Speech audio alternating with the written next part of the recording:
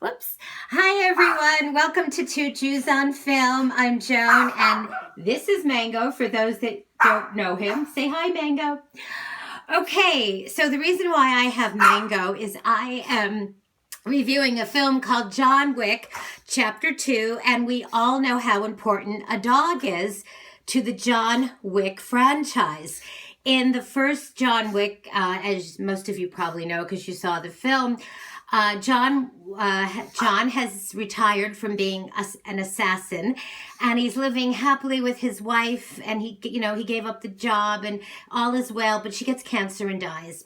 And she realizes how lonely he's going to be, so the next day a puppy gets delivered to him, and his wife arranged it before she died.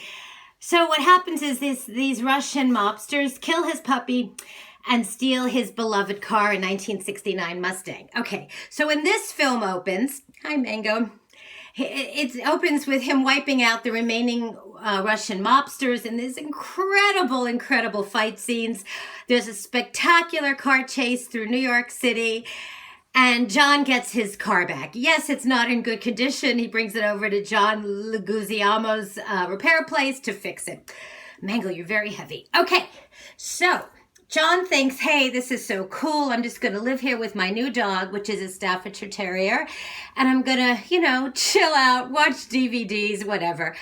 He gets a knock on the door, more or less, and it's this Italian gangster named Santino D'Antonio, played by an actor named Riccardo, I'm going to pronounce his name wrong, Riccardo Scamarcio. I think I got that right. I do speak Italian. Who says to John, you gave me your gold marker, which means a marker is whenever I come to you for a favor, you have to do it. John gave him his marker because that was the way John got to retire. See, it's a whole big assassination society, and there's rules, and you have to follow the rules. It's a whole thing. Like the United States government. Okay, so basically what he wants him to do is kill his sister, because she has a seat on what's called the high table, where all these big criminals, meet, and it's a big organization. Criminals all over the world belong to it, and he wants a seat, and his sister got it. So he says to John, you got to kill my sister. John says, no, I'm not going to do it. The gangster burns down his house, and this is the house he loved. It was his link to his wife. John takes his dog, and they head for New York to the Continental Hotel, which is a home away from home for all these wonderful assassins. And it's run by Winston, played by Ian McShane, who basically says to him, dude, you got to go do this. You have to go kill the sister. Otherwise, you're going to be in for a lot of trouble. So John leaves his dog with the wonderful concierge, who we met in the first film, played by Lance Reddick, and he heads for Italy. This isn't a spoiler. He heads for Rome. He winds up killing his sister, and he thinks all is well, but it's not, because Santino doesn't want any witnesses. Okay, so this is incredible. This film has more violence than any film I've seen in forever, but the violence is like this beautiful ballet. It's a dance. It's like a modern dance. I know that sounds weird, but the way Keanu Reeves performs all the stunts and all the moves, and everybody else in the film, it's gorgeous to watch. It goes beyond violence. It transcends violence. So anyway, he winds up making his way out of Rome after killing, thousands of people. And he's followed by two of Camorra, that's the Italian crime organization's top killers. Common plays one, and the other is played by this actress named Ruby Rose, who's deaf in the film. She's wonderful.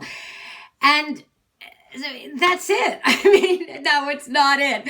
But basically, he has to fight, and there's these incredible car chases, incredible kung fu, Brazilian Jiu-Jitsu scenes. And what's so wonderful is that Keanu Reeves really nails this part. And you really care about John Wick because, yes, he's an assassin, but he manages to keep his humanity. And Keanu Reeves has such a wonderful vulnerability in this film. I just absolutely loved it. Mango, did you love it? Yes, Mango loved it too. And it opens in theaters today, Friday, February 11th. I am giving it 5 bagels out of 5 with lox, cream cheese, capers, the works. And if you're a fan of John Wick. If you're a fan of this genre, I promise you will absolutely love this film, and I'd love to know what you think. Okay, that's it.